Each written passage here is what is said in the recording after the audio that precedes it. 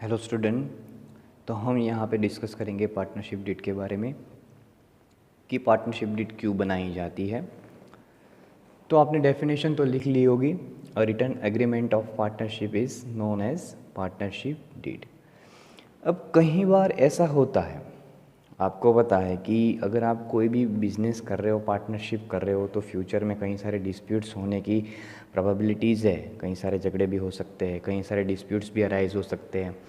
तो इसी वजह से अभी ए और बी दो पार्टनर्स मिलकर बिजनेस करते हैं, ठीक है। तो उन लोग को कौन से कंडीशन को ध्यान में रखना है, क्यों पार्टनरशिप बनाते हैं। कई बार क्या होता है कि मान लो कि ए और बी ने ओरली बिजनेस स्टार्ट कर दिया, तो फिर फ्यूचर में जाके क्या होता है, बिजनेस डिस्प्यूट होते हैं कि भाई तूने तो इतना बोला था, इतना प्रॉफिट शेयर किया, इतना। तो सारी चीज़ें आपको एक रिटर्न एग्रीमेंट के तौर पे बनानी है। आपने अभी पहला कैरेक्टरिस्टिक सीख गए कि partnership is creation bye contract, right. Creation bye contract, तो कॉन्ट्रैक्ट के थ्रू क्रिएशन होती है। तो कॉन्ट्रैक्ट कैसा होना चाहिए, रिटर्न कॉन्ट्रैक्ट। तो रिटर्न कॉन्ट्रैक्ट कोई भी आपको एडवाइजेबल होता है। आप कोई भी चीज़ ऐसी करते हो बिजनेस के अंदर या तो कोई भी, तो आप रिटर्न में ले लेते हो तो आपका एक राइट बन जाता है, ठीक है।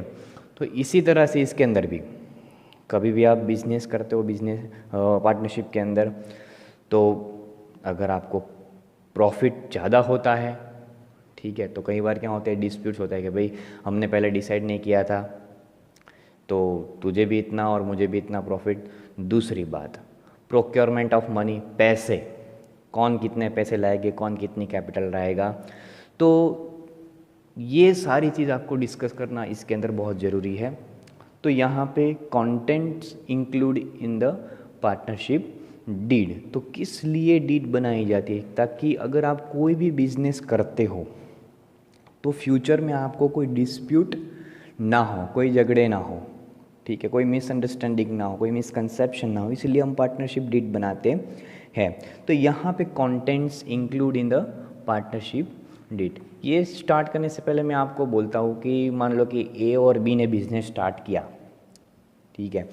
ए और बी ने बिजनेस स्टार्ट किया और दोनों ने बिजनेस करने के लिए कौन सी कंडीशन, अगर आपको लगती है कि फ्यूचर में ये चीज़ होगी, तो आपको माइंड में ऐसे ऐसे पॉइंट बनाने हैं बिजनेस के लिए। तो कौन सी चीज़ होती है कि डिटेल्स, पार्टनर्स की डिटेल्स, उसके फर्म का डिटेल्स, कौन सा बिजनेस कर रहे, कौन सा टाइप का बिजनेस कर रहे, कमेंसमेंट ऑफ बिजनेस या तो कमेंसमेंट ऑफ पार्टनरशिप, ये सारी चीज़ आपकी माइंड में होनी चाहिए, तो ही एक डीड प्रॉपरली बन सकेगी। सारे पॉइंट्स आपके अंदर कवर हो जाने चाहिए। तो ये चीज़ के लिए हम पार्टनरशिप डीड बनाते हैं। तो यहाँ पे हम देखते हैं कि सबसे पहली चीज़ है डिटेल्स ऑफ पार्टनर्स, ठीक है। जब भी पार्टनरशिप में आप बिजनेस करते हो और डीड बनाते हो, तो आपको क्या चाहिए, सबसे पहली चीज़ है डिटेल्स ऑफ पार्टनर्स। पार्टनर्स की डिटेल्स आपके पास की, मतलब कि पार्टनर्स का नेम क्या है, उसकी एज क्या है, उसका एड्रेस, वो कहाँ पे रहता है। अब मान लो कि दो नेम वाले दो लोग हैं एक फर्म के अंदर, मान लो कि भाई बिजनेस के अंदर मेल फीमेल दोनों भी हो सकते हैं, तो करण नाम के दो व्यक्ति हो सकते हैं। तो किसको कैपिटल लानी है, किसको नहीं लानी है, किसको इंटरेस्ट देना है, किसको नहीं देना है। तो details of partners should have clear, as should have clear, right. Then next thing is number 2, details of firm. Firm का डिटेल्स कि फर्म कहाँ पे करेंगे, बिजनेस लोकेशन कौन सा होगा, हम कहाँ पे बिजनेस करेंगे तो हमारा बिजनेस चलेगा, ठीक है। तो ये सारी जो चीज़ें हैं बिजनेस के अंदर, वो हमें बहुत ही इफेक्ट करते हैं। डिटेल्स ऑफ फर्म, फर्म कहाँ पे एस्टेब्लिश करेंगे, कहाँ पे हम फर्म का इनकॉर्पोरेशन करेंगे तो हमारा फर्म ज़्यादा चलेगा। तो डिटेल्स की फर्म, क्या फर्म का नाम रखेंगे, what is the name of firm, ठीक है। ए बी मिल के बिजनेस कर रहे हैं तो ए बी फर्म। तीसरी बात है टाइप ऑफ बिजनेस, कौन से टाइप का बिजनेस हम करने जा रहे हैं पार्टनरशिप के अंदर। मान लो कि अगर हम कोई रिटेलर बिजनेस करते हैं, होलसेलर का बिजनेस करते हैं, या तो कोई बिल्डिंग कंस्ट्रक्शन का काम करते हैं, रोड कंस्ट्रक्शन का काम करते हैं, कोई वगैरह वगैरह बहुत सारे काम है। कौन से टाइप ऑफ बिजनेस के लिए हम लोग कर रहे हैं पार्टनरशिप, रिटेल, होलसेलर, या तो फिर कोई कंस्ट्रक्शन का, बिल्डिंग और रोड कंस्ट्रक्शन है, या तो गवर्नमेंट कोई काम का। तो ये चीज़ ए बी मिल के कौन सी काम कर रहे हैं, कौन से बिजनेस पे। नंबर 4 कमेंसमेंट ऑफ बिजनेस, ये भी बहुत इम्पोर्टेंट चीज़ है।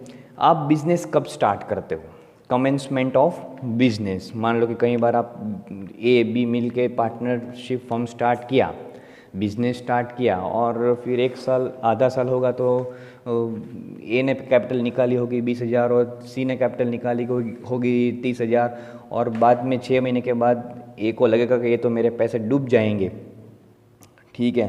तो फिर क्या करेंगे कि भाई चलो मुझे अभी मेरा पैसा वापस दे दो, ऐसा भी हो सकता है कई बार। तो कमेंसमेंट ऑफ पार्टनरशिप, उसका ईयर आपको डिसाइड करना है कि जो भी आप पार्टनरशिप कर रहे हो कितने साल के लिए। जनरली जब भी हम पार्टनरशिप करते हैं, हमारा अकाउंटिंग ईयर कौन सा है, 1 अप्रैल 2019, ईयर तो कोई भी हो, टू 31 मार्च 2020, 12 मंथ के लिए, 12 मंथ मतलब 1 ईयर के लिए कमेंसमेंट ऑफ बिजनेस। या तो कोई भी बिजनेस 1 साल, 2 साल, 3 साल, 4 साल, 5 साल भी चलता है, ठीक है। तो कमेंसमेंट बिजनेस करेंगे हम, ए और बी कभी भी बिजनेस करते हैं तो ये कमेंसमेंट का प्रोसीजर है कि कब कमेंसमेंट कर रहे हैं आप पार्टनरशिप का, उसका कितने ईयर का होगा, कितने ईयर तक हम बिजनेस को आगे लेके जाएंगे। दूसरी सबसे बड़ी बात है इसके अंदर हम बात करेंगे तो कैपिटल, राइट। तो कैपिटल कौन कितनी लाएगा, अब ए और बी है, पार्टनरशिप फर्म चला रहे, तो ए बोलेगा चलो हम बिजनेस कर रहे हैं तो मैं 50,000 लाता हूँ, बी बोलेगा मैं कुछ नहीं लाऊंगा, मैं सारे डिसीजन लूँगा, मैं अपना दिमाग लगाऊंगा और सारी चीज़ें करूँगा। तो ये बोलेगा ठीक है कोई बात नहीं, तो ये कैपिटल लाएगा, कई बार ये कैपिटल नहीं भी लाएगा, और कई बार दोनों कैपिटल लाते हैं, ए 50,000 50,000 लाए और बी 60,000 की कैपिटल लाए। तो बिज़नेस के अंदर कैपिटल डिसाइड करते कितनी कैपिटल लानी है बिज़नेस को ले जाने के लिए, बिज़नेस को आगे ले जाने के लिए। उसके बाद आपका नेक्स्ट पॉइंट है इंटरेस्ट ऑन कैपिटल। कितना इंटरेस्ट ऑन कैपिटल आप पार्टनर्स को प्रोवाइड करोगे जब आप बिज़नेस करोगे, और जितनी भी आप कैपिटल बिज़नेस के अंदर लगाओगे और उसमें आपको प्रॉफिट होगा, तो उस प्रॉफिट पे, उस कैपिटल पे आपको कितना % इंटरेस्ट मिलेगा, वो परसेंटेज डिसाइड करते हैं। 5%, 6%, मान लो कि आपने 60,000 की कैपिटल लगाई है, तो बिजनेस के अंदर फ्यूचर में अच्छा प्रॉफिट हुआ तो आपको 10% प्रॉफिट मिलेगा आपकी कैपिटल का, मतलब 60,000 का 10% 6,000, ठीक है। तो ये चीज़ बहुत ही इंपॉर्टेंट है, इंटरेस्ट ऑन कैपिटल। अब इंटरेस्ट ऑन कैपिटल किसको देना है, ठीक है, पार्टनरशिप फर्म को, पार्टनर्स को देना है। जो पार्टनरशिप फर्म है उसको पार्टनर्स को देना है इंटरेस्ट ऑन कैपिटल। तो interest on capital partnership firm के लिए एक्सपेंस हो गया, पर पार्टनर के लिए वो क्या हो गया, इनकम हो गई। तो ये बात हो गई आपकी, इंटरेस्ट ऑन कैपिटल पार्टनर्स को देना पड़ता है। फिर नंबर 7 पे है ड्राइंग्स। कई बार बिजनेस करते हैं, अभी मैंने आपको बताया कि ये डेट से बिजनेस स्टार्ट किया 1 अप्रैल 2019 टू 31 मार्च 2020। अब ए ने 50,000 लाया, बी ने 60,000 लाया, राइट। अब क्या करेगा कि भाई ए बोलेगा कि 6 महीने के बाद ऐसा बोलेगा कि भाई मुझे 50,000 थे तो मुझे बिजनेस में से 50,000 वापस चाहिए, मुझे काम है, ऐसा करके।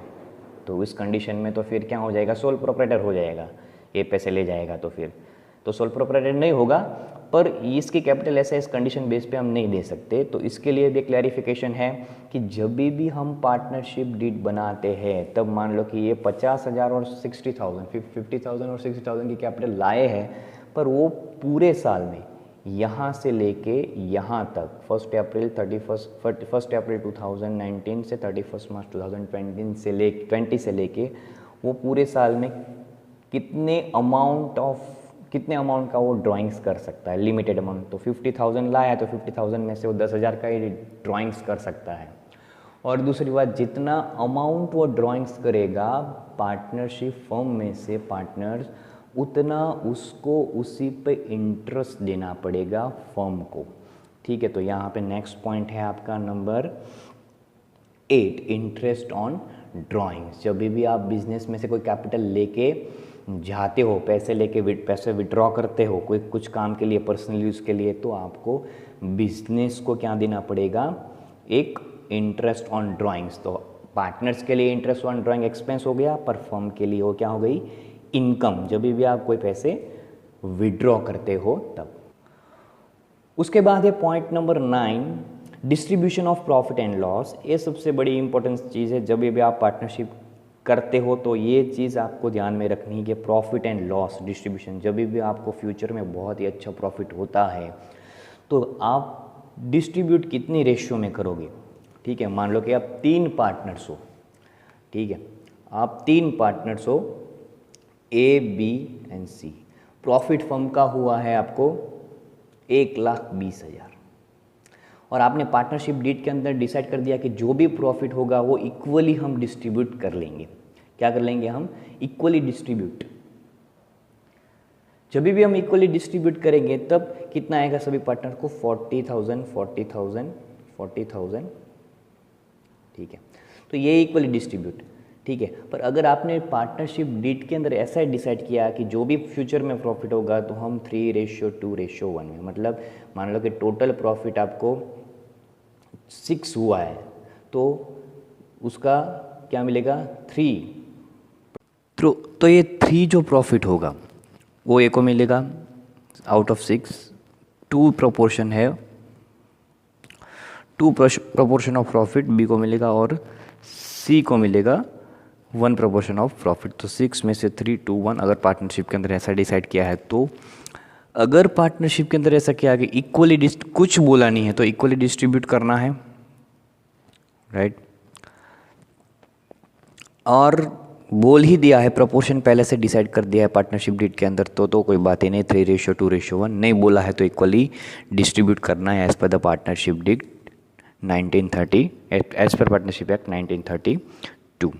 तो यहाँ पे ये चीज़ हमने बात की सैलरी,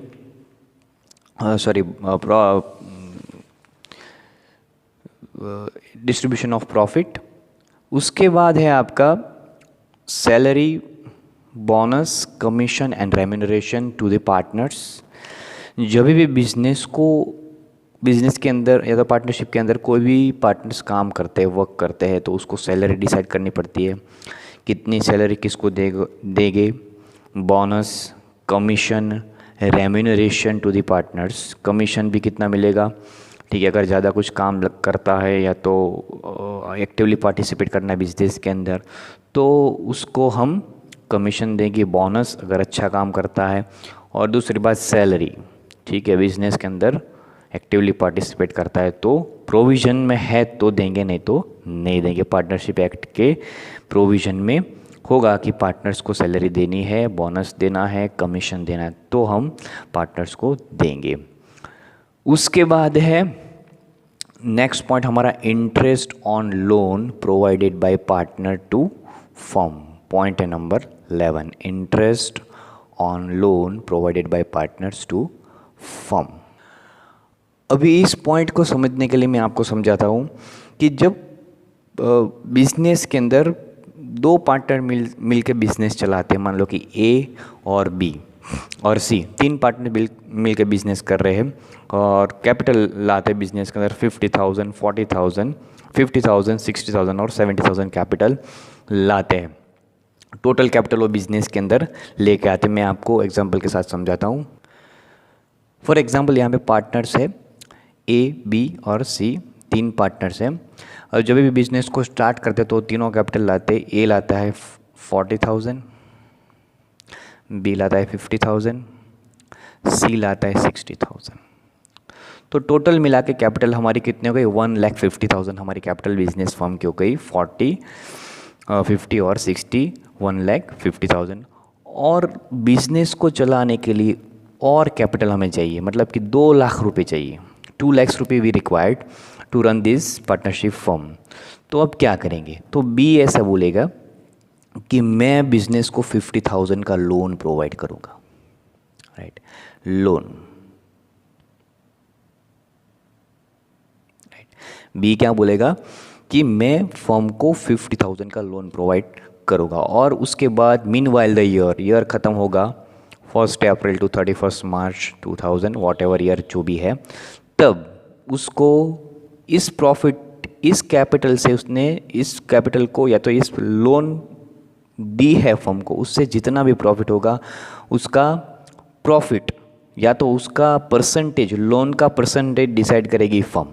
ठीक है, अब ए बी ने इतनी कैपिटल निकाली है, ठीक है, और इसके अंदर अभी फर्म के अंदर ऐसा डिसाइड हुआ कि बी ने ऐसा बोला कि मैं 50,000 की लोन दूंगा, तो 50,000 का लोन दे दिया, पर अब बी को क्या मिलेगा, लोन के पर इंटरेस्ट मिलेगा।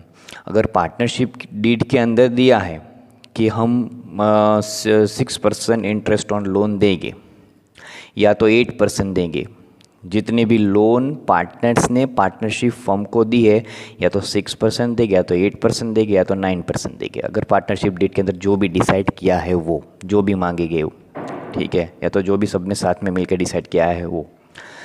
तो अगर परसेंटेज बोल दिया है डीड के अंदर, दिखा दिया कि भाई हम बी जो हमें 50,000 की लोन प्रोवाइड कर रहा है 2 लाख की कैपिटल को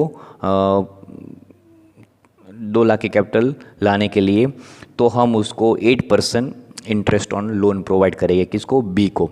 अब मान लो कि ये चीज़ नहीं है, लोन के बारे में कुछ डिस्कस हुआ ही नहीं है, कोई भी चीज़ डिस्कस नहीं हुई है, ठीक है, कि लोन के बारे में बोल दिया अभी ने कि मैं 50,000 दे दूंगा, पर फिर बाद में कुछ डिसाइड किया नहीं।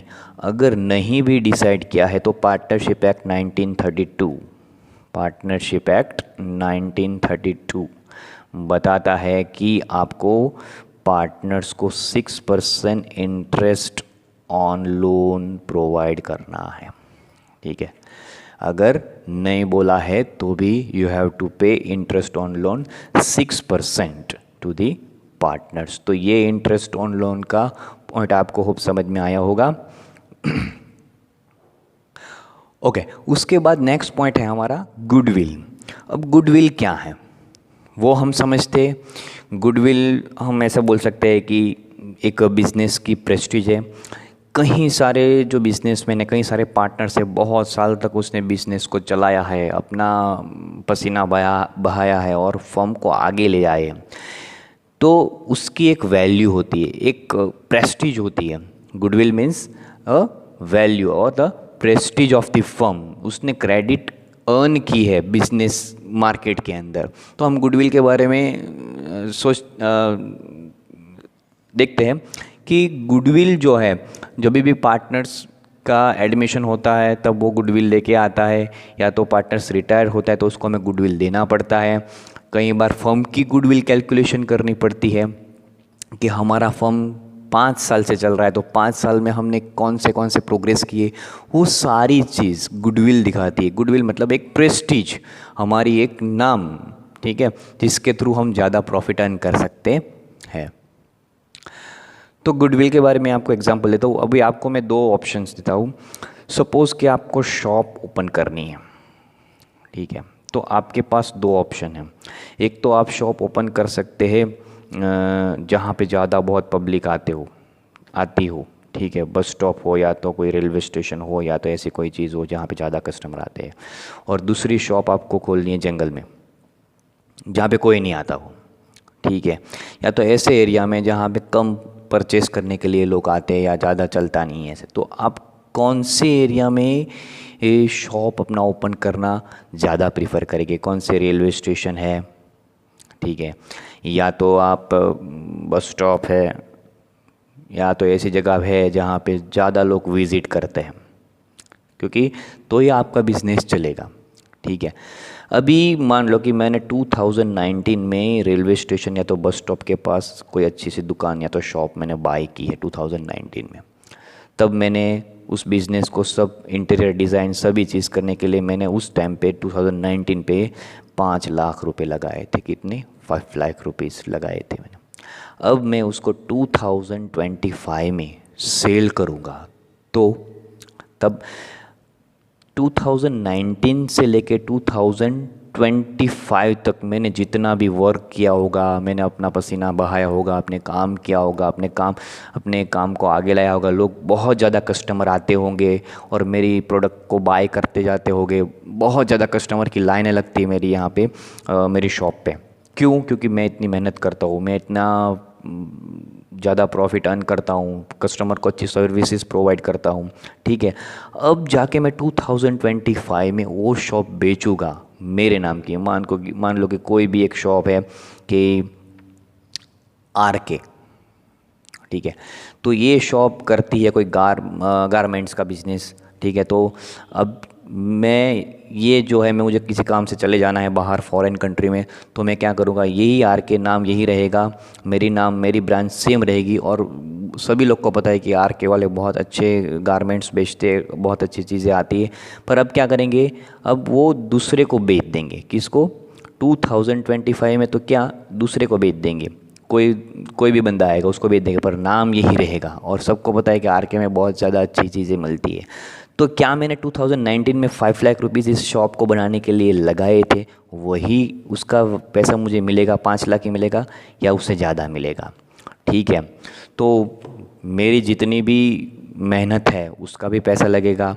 दूसरी बात, अंदर के जो भी इंटीरियर डिज़ाइन, फर्नीचर वगैरह जो भी गारमेंट्स पड़े हैं, सभी चीज़ का पैसा मिला के मान लो कि मैंने 15 लाख रुपए रखे, या तो शॉप की वैल्यू 10 लाख रुपए और ज़्यादा बढ़ा दी, 25 लाख रुपए में मैं 25 लाख रुपए मांगता हूँ, तो वो सामने वाला उसको देने के लिए तैयार होगा। क्यों? क्योंकि पता है कि इसकी वैल्यू बहुत ही ज़्यादा है, कि इसकी गुडविल अच्छी है। अब इसके नाम पे हम बिज़नेस करेंगे, RK के नाम पे, उन दूसरे जो कस्टमर आएंगे उसको लगेगा कि RK वाले के ही गारमेंट्स है, और वो लोग वैसे भी अच्छी क्वांटिटी के गुड्स ही बेचेंगे, अच्छी क्वांटिटी के ही कपड़े बेचेंगे, पर नाम किसका रहेगा? RK वालों का। तो ये चीज़ जो है एक गुडविल क्रिएट करता है बिजनेस के अंदर।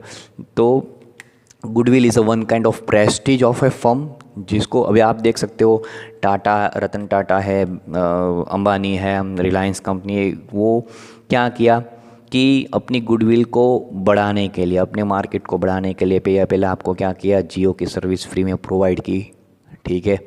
फिर उसके बाद क्या किया, जियो की सर्विस फ्री में प्रोवाइड करने के बाद सभी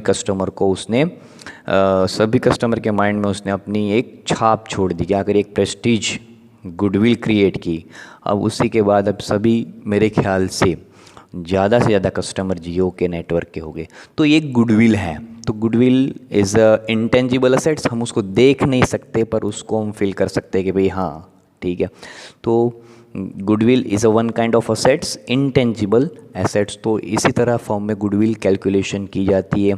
जब कोई नया पार्टनर बिजनेस के अंदर लाते हैं तभी भी हमें उसको कितनी गुडविल देनी है, रिटायर होता है तो भी हमें उसको कितनी गुडविल देनी है, वो सारी चीज़ हम इसके अंदर, तो गुडविल यहाँ पे एक इम्पोर्टेंट फैक्टर काम करता है। ये स्पेशली ये पार्ट 1 के अंदर, लेसन 1 to 7 के अंदर, 1 to 6 के अंदर ये जो गुडविल है बहुत ही इम्पोर्टेंट पॉइंट है। आपको आगे बहुत इसके बारे में स्टडी करना है।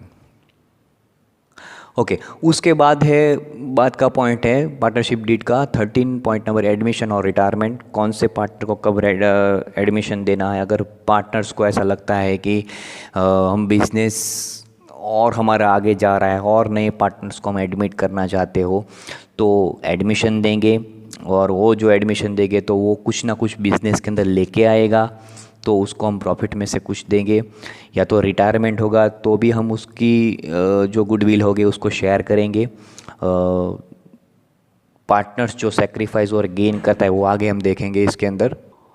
उसके बाद है last number 14 points, dissolution of firm.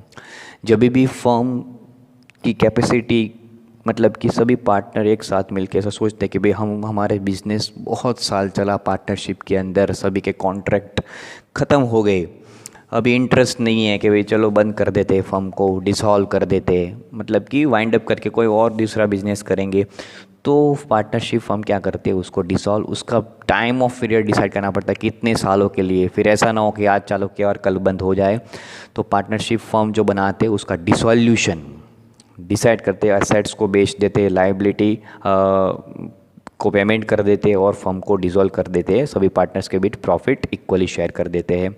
तो ये चीज़ है पार्टनरशिप की जो कंटेंट्स है, ये ऐसे पार्टनरशिप डीड बनाई जाती है और इस तरह से पार्टनरशिप के अंदर सभी लोग वर्क करते हैं। जैसे कि आपने 14 पॉइंट्स आपको याद रखना है माइंड में, कभी भी आपको पूछ सकते। उसके बाद आपका नेक्स्ट पॉइंट है provisions of Indian partnership act 1932 pertaining to accounting treatment in the absence of partnership deed. Okay, तो ये एक्ट, ये चीज़ हमें क्या बताती है कि प्रोविजंस दिए हैं इंडियन पार्टनरशिप एक्ट 1932 के अंदर, आपको कई सारे प्रोविजंस बनाए गए हैं pertaining to accounting treatments in the absence of partnership deed. मतलब कि जब पार्टनरशिप डीड नहीं बनाते हैं तो कौन सी चीज़ें होती हैं।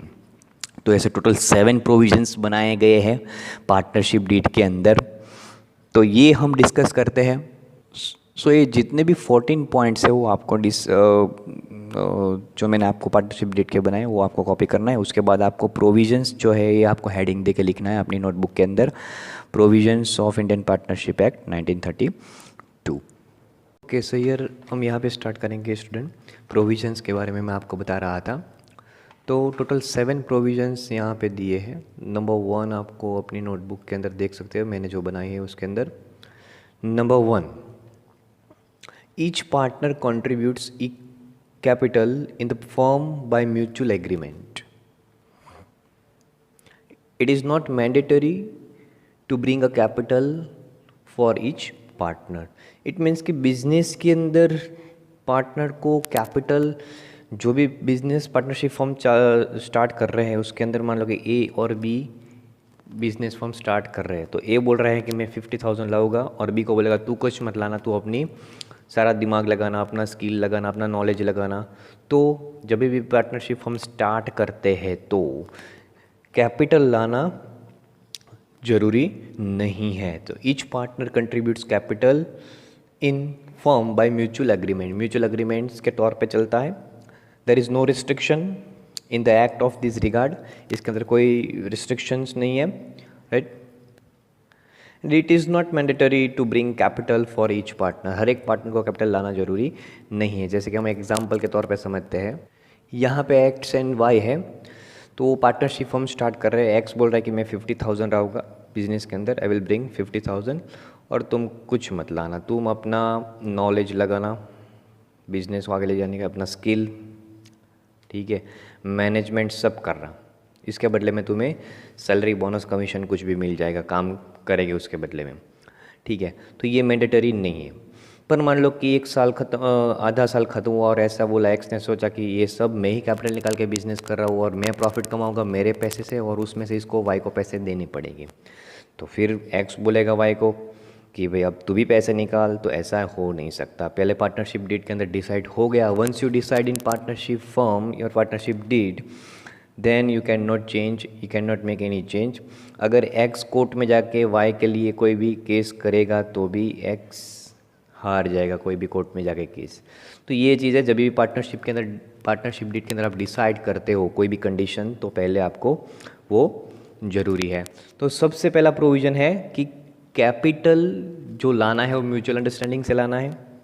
दूसरी एक बात है कि मैंडेटरी नहीं है कैपिटल लाना। कई बार बिजनेस करते partners A B C business करते हैं तो बोलेंगे कि ए के पास पैसे है, बी के पास बहुत ज़्यादा अच्छा नॉलेज है, स्किल है, और सी के पास कैसा कैसा मटेरियल यूज़ करना है बिजनेस के अंदर, कैसा रॉ मटेरियल यूज़ करना है, वो सारे नॉलेज होते हैं। तो तीनों मिलके क्या करते हैं, ए बोल रहा है कि मैं कैपिटल निकाल लूँगा 1 लाख 1 लाख रुपीज़ की, बी बोलेगा कि मैं अपना माइंड चलाऊँगा, सी बोलेगा कि मैं अच्छी क्वालिटी का और क्वांटिटी का मटेरियल्स आपको प्रोवाइड करूँगा, मेरे कॉन्टैक्ट में बहुत सारे लोग हैं। तो इस तरह से तीनों मिलके बिजनेस करेंगे, ठीक है।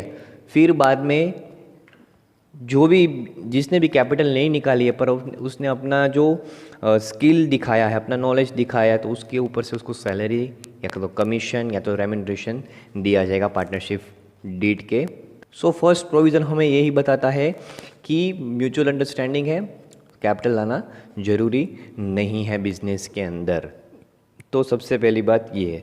नंबर 2 है आपका, next number 2, interest on capital of partner can not be paid. अगर पार्टनरशिप डीड के अंदर पार्टनर्स को इंटरेस्ट ऑन कैपिटल डिसाइड नहीं किया है, अगर या तो देने का नहीं बोला है, ठीक है, तो पार्टनर्स को इंटरेस्ट ऑन कैपिटल देना नहीं है। पर अगर पार्टनरशिप डीड के अंदर बोल दिया है कि हम उसको 10% या तो 8% या तो 6% या तो 7% जितना भी हम इंटरेस्ट देंगे तो देना पड़ेगा। पर अगर पार्टनरशिप डीड के अंदर कोई प्रोविजंस नहीं है, interest on capital of partner can not be paid, आप पेड नहीं कर सकते अगर पार्टनरशिप डीड के अंदर आपने डिसाइड नहीं किया, ठीक है। जैसे मैंने आपको समझाया था कि ये एक्स और वाई है जो है, इसमें एक्स 50,000 की कैपिटल ला रहा है, ठीक है, तो इसको अगर डीड के अंदर डिसाइड किया है ये कैपिटल पर उसको इंटरेस्ट ऑन कैपिटल 10% मिलेगा मीन वाइल द ईयर, तो इसका 5,000 पूरे साल में देना पड़ेगा।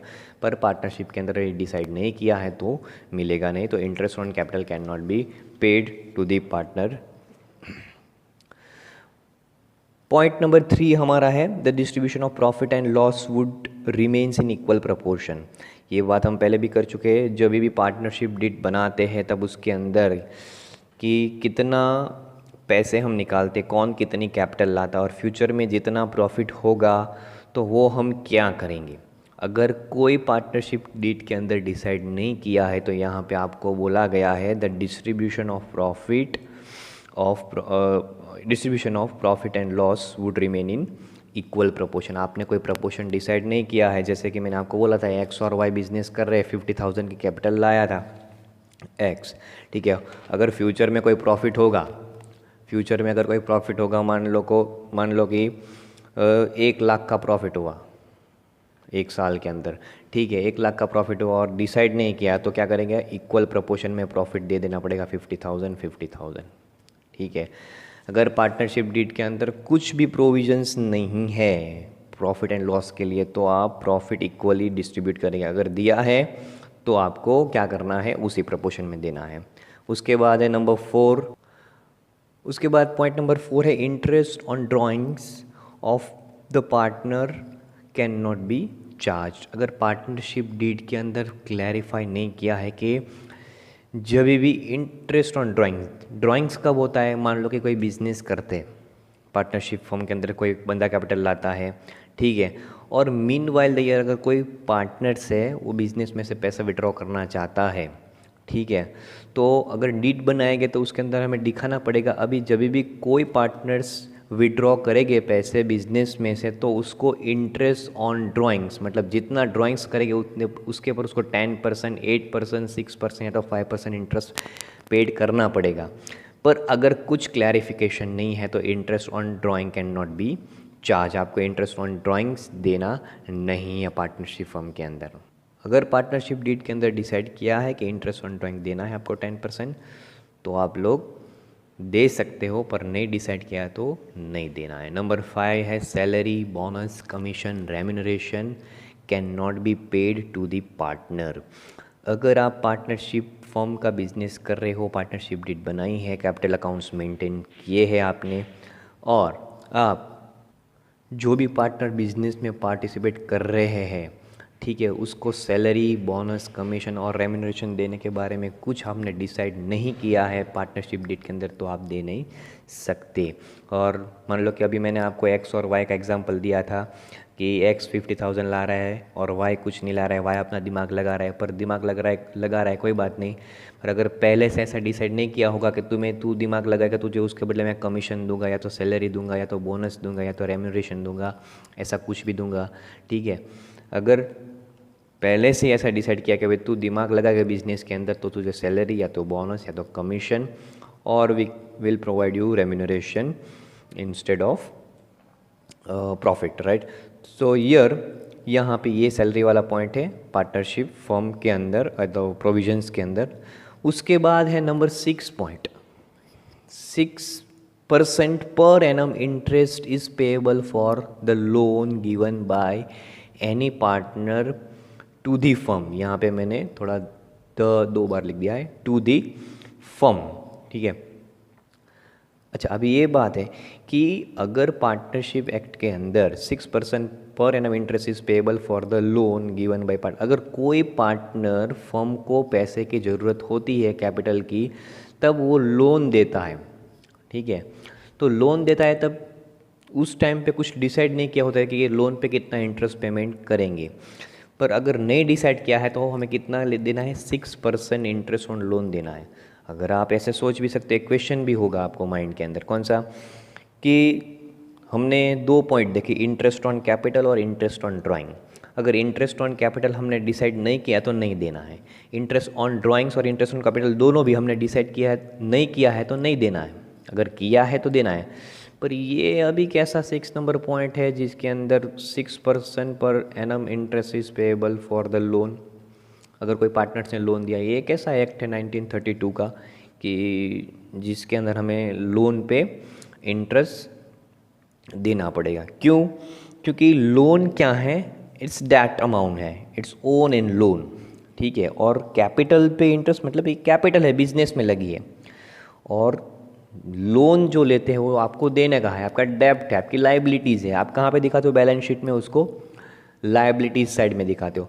तो इसीलिए जब भी पार्टनरशिप फर्म के अंदर पार्टनर्स बिजनेस फर्म को लोन देता है, अगर पार्टनरशिप डीड के अंदर कुछ क्लैरिफिकेशन नहीं है लोन के रिलेटेड तो 6% देना है इंटरेस्ट ऑन लोन। अगर पहले से डिसाइड है, अगर प्री डिसाइडेड है तो फिर आपको कोई बात नहीं। उसके बाद है number 7 point, reasonable expenses incurred by partner for the firm, partner has to right to reimburse it. ये पॉइंट हम समझते हैं।